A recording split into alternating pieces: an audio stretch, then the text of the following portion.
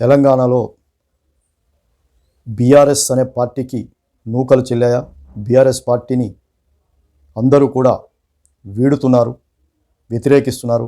ఇప్పటి వరకు కేసీఆర్, జై కేసీఆర్, జై కేటీఆర్ అన్న వాళ్ళందరూ కూడా మీరంటే ప్రాణం, మీరంటే నా గుండెకాయ తీసి బయటికి పెడతా అనే ప్రతి ఒక్కరు కూడా ఇప్పుడు ప్రతి జిల్లాలో రాజీనామాల పర్వం కొనసాగుతుంది బీఆర్ఎస్ నాయకులది. ఏమైంది? అసలు బీఆర్ఎస్ అనేది ఉంటుందా? అసలు వచ్చే ఎన్నికల వరకైనా ఉంటుందా? పార్లమెంట్ ఎన్నికల్లో అసలు పోటీ చేయడానికి అభ్యర్థులే దొరుకుతారా? దొరికితే ఎన్ని సీట్లు వస్తాయి? అసలు పూర్తి నైరాశ్యంలో పడిపోయింది. ప్రతి జిల్లాలో కూడా ఖాళీ అవుతున్నటువంటి పరిస్థితి మనం రోజు పేపర్లో చూస్తున్నాం. మరి జై కేసీఆర్ లేనిది మేము లేము అని అన్నోళ్ళందరూ కూడా మరి ప్రతి ఒక్క జిల్లాలో వారిగా రాజీనామాలు చేస్తున్నటువంటి పరిస్థితి. మరి వంగి వంగి దండాలు పెట్టిన వారే ఇప్పుడు దూరం అవుతున్నారు. అధికారంలో ఉన్నప్పుడు వర్ధిల్లాలంటున్న వాళ్ళే ఇప్పుడు ఈ వేగలేం వీళ్ళతోటని బయటికి వెళ్ళిపోతున్నారు. పార్టీలో ఉన్నవారే పార్టీ నేతలపై అవిశ్వాసం పెడుతూ తెలంగాణలో సరికొత్త రాజకీయానికి తెరలేపుతున్నారు.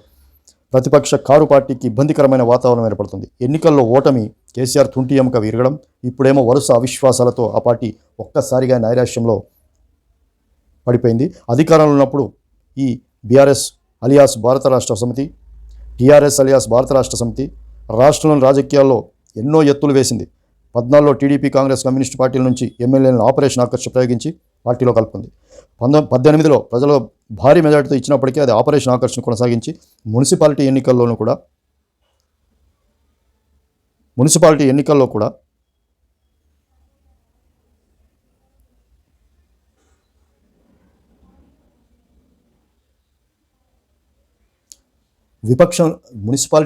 కూడా విపక్షం అనేది లేకుండా చూసుకుంది. ఎక్కడైనా విపక్షాలు గెలిచే అవకాశం ఉన్న చోట నిబంధనలకు వక్రభాష్యం చెప్పింది. తను చెప్పిందే వేదం అన్నట్టుగా చట్టంలో మార్పులు చేసింది. గవర్నర్ దీనికి ఆమోద ముద్ర వేయలేదు. అప్పుడు ఒకవేళ వేసి ఉంటే టీఆర్ఎస్ నాయకత్వంపై సొంత పార్టీ నాయకుల్లో ఉన్న అసంతృప్తి బయటకు వచ్చేది కాదు.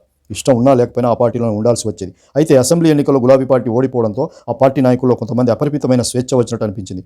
ఇన్నాళ్ళు మూగబోయిన వాళ్ళ గొంతుకలు సరికొత్త శక్తి సమకూర్చినట్టయింది. అందుకే మొన్నటి దాకా ఇబ్బంది పెట్టిన సొంత పార్టీ నాయకత్వంపై అవిశ్వాసం అనే రగడ అలాంటి జెండా ఎగురుతున్నది. భారత రాష్ట్ర సమితి అధికారంలో ఉన్నప్పుడు దాదాపు 100 మున్సిపాలిటీలో విజయం సాధించింది. అన్ని కార్పొరేషన్లు కూడా దక్కించుకుంది. అప్పుడు అధికారంలో ఉంది కాబట్టి అధిష్టానం ఎవరు చెబితే వారే మున్సిపల్ చైర్మన్ లేదా కార్పొరేషన్ చైర్మన్ అయ్యారు. ప్రభుత్వ అండదండలతో వారు రకరకాల జిమ్మిక్లు ప్రదర్శించారు. మరి అవిశ్వాసం రూపంలో తమ అసంతృప్తిని వెళ్ళగక్కుతుండటంతో భారత రాష్ట్ర సమితి చాలా ఇబ్బంది పడుతుంది. ఇప్పుడు దీని తెర వెనుక కాంగ్రెస్ పార్టీ ఉందని ఆరోపణలు వినిపిస్తున్నప్పటికీ అసలు అవిశ్వాసం పెడుతుందే భారత రాష్ట్ర సమితి నాయకులు కావడంతో కారు పార్టీ చేసే ఆరోపణలకు విలువ లేకుండా పోతుంది. అయితే నల్లగొండ, పాలమూరు, ఖమ్మం, వరంగల్ జిల్లాలో ఇప్పటికే పలు అవిశ్వాస తీర్మానాలు తెరపైకి వచ్చాయి. కొన్ని మున్సిపాలిటీల్లో కాంగ్రెస్లో చేరిపోయాయి, ఇంకా మరికొన్ని లైన్లో ఉన్నాయి. అంటే చూడబోతే 100 మున్సిపాలిటీలు గెలిచినటువంటి బీఆర్ఎస్వి పూర్తిగా కాంగ్రెస్ పార్టీ లాగేసుకునే పరిస్థితి మాత్రం కనపడుతుంది.